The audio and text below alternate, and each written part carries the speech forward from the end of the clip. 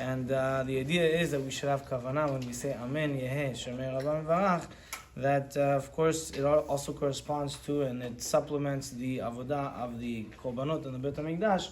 The Kaddish was composed as a substitute for the sacrificial offerings in the Beit HaMikdash. So here the Ben Ish Chai over here brings that according to Sfaradim, you may sit when you answer Amen.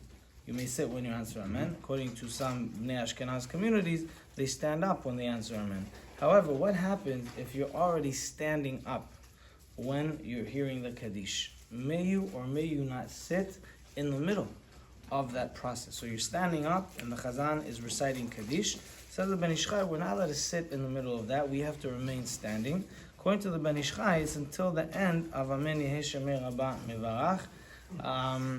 And that's when you may sit down. Now he asks the question, what happens if you weren't standing? If you weren't standing, you were sitting, but maybe your parent is walking in front of you, or a person in the age of Seva, over the age of perhaps 70 or more, is walking next to you, where you have to rise, you have to give them kavod and stand up for them. So you stood up for them in the Kaddish, and now you want to sit back down. You just stood to honor them, but you're not really standing, you're just standing. So can you sit back down? Says the Ben Ish Chai, you may not, you just have to wait until the end of that Kaddish. And the final idea with the Kaddish, which I really appreciate that we do here in the Keilah, it's a beautiful, beautiful, beautiful thing. It says that we have to have 10 individuals in the same room. And we're very sensitive to that in the Keilah here. More than I and maybe many of you have seen in other Keilot, where like whatever, you're there, as long as there's 10 people in the block, we can all answer. But here, even if someone is standing, you have to be on the red carpet zone. If you're not on the red carpet zone, you're not in the game.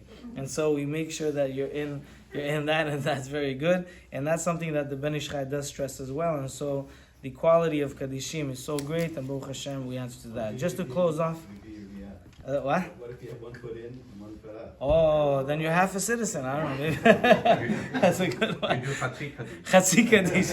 And just to close off with something that, there was a very famous actor, Uri Zohar. Uri Zohar, very, very famous actor in Israel, like really sought after, great life.